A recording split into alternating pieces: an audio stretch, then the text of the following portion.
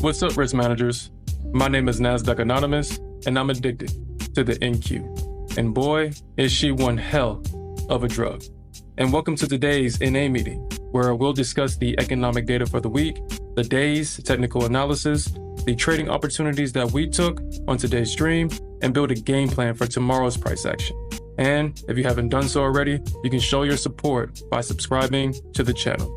And with that said, let's jump into the charts now. This is tomorrow's data.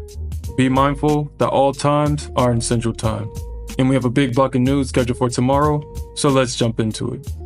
We have a big block of news being released at 7:30 with a focus: core PCE for the quarter, GDP or gross domestic products, initial jobless claims, and personal PCE for the quarter. At 9 o'clock, we have some housing news. At 9:30 and 10 o'clock, we have some crude news. At 10:30, we have the 4-week bill auction. And at 11:05 and 1:30, we have Fed Williams and Logan speaking. Now, it was never recommended to trade during a major news release, but if you choose to trade during this time, then understand you're playing a game of chance with your trading account.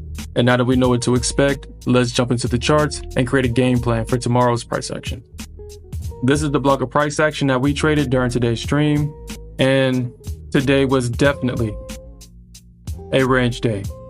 Now, the market did have a bearish open, and this time the bulls did not gain control. The bears trading price back into this area of previous demand, where here is where the bulls found support and was able to push price back up into this trading range, where the bears were able to hold it off, and we basically grinded lower until the end of the session. Now, we had the beige book being released today, and I did go over it, and it appears that every Fed that represents each district is reporting that there is slight growth and that the consumer is strong. Now, if the Fed has to cut rates, this information has to state that the economy is slowing, the consumer is conserving and not consuming, and that if a rate cut doesn't come quick, then we can expect a recession. However, that's not what the beige book, or at least the Feds of these districts, are reporting. And after reading this report, it made sense when the report was released while we had a bearish move down going into the close. Now today, it did surprise me that the bears came in with such a force. The bulls weren't able to get anything going today. Every attempt to break out higher was met with bearish resistance, and the bears were able to hold off this area. And like I stated before, we have GDP being released at 7:30 tomorrow, and I can expect that the market will either consolidate in a tight range until that data is released, or we get a continuation down into this area of previous demand. And what's most likely is that we continue to trade down.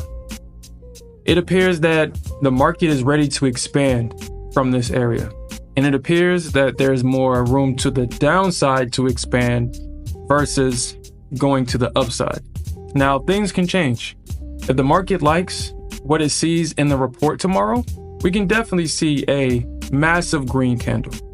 And if we do see that, just make sure that on the way back down, we're not going to try to short this, because we know that with all this bullish momentum to the upside, and if price comes crashing down, there's going to be bulls waiting wherever they find support, and they're going to continue to take price higher. I've made the mistake of trying to find the top of a trend day, and I will say this: trends usually does not reverse. If we get a massive trend going up and we get a pullback and you short this pullback, be mindful that the bulls are waiting to buy this dip, and you can bet that there's going to be a move to the upside. And with that said, let's jump into an ES chart. This is an ES chart, and this is the block of price action that we traded during today's stream. And just like the NQ, the ES did have a bearish open, and the bears continued to trade price lower until we got into this previous area of support, where the bulls were able to trade price higher and basically trading in a range until we got this breakdown towards the end of the day. And it appears that after hours, price does appear that it still has more room for downside.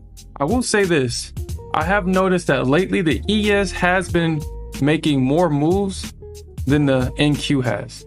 As the NQ has been chopping side to side, it does appear that as the ES rotates, it's moving a lot more and it's expanding out of its range a lot more than the NQ has, which is abnormal, at least abnormal to me for the ES. So I wonder what's going on with her.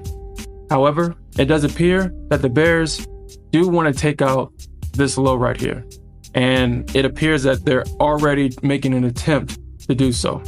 And if this area doesn't hold up, our next level of resistance is going to be in that 260 area. And that's where I'll be looking for the bulls to come in to try to take price higher. But this is going to be determinant on how the market reacts to tomorrow's GDP release. And I have to emphasize that all levels will be invalidated until that release happens. So we want to focus on the reaction to the news, not the news itself. And if you take a look at the 1 hour, you can see all of this bearish momentum. You can see that the bulls really didn't have a chance once we got a sweep of this high right here. So as the market trades lower, I'm going to be excited to see what the report states and how the market reacts to it. And in summary, both markets had a bearish open. The bears were able to rotate price lower, making retests of lower structure. And finally, the beige book was released today, and majority of the Fed has reported slight growth in their district, which would make sense of why we had such a bearish reaction towards the end of the day. And with that said, that's all I have. And if you're enjoying these breakdowns and tired of missing the best trades on the Nasdaq and ES intraday, then subscribe to the channel, join our live stream, join the risk managers in the chat, and we appreciate your support as we grow. As we wrap up, remember the risk manager's creed. Trading involves risk and demands careful analysis and capital preservation. And we can do that by practicing sound risk management. Every trade tells a story. Make sure you write that story in your trading journal because our psychology is all over these charts. And as always, my name is Nasdaq Anonymous, and I'm addicted to the NQ. Stay green out there. Peace.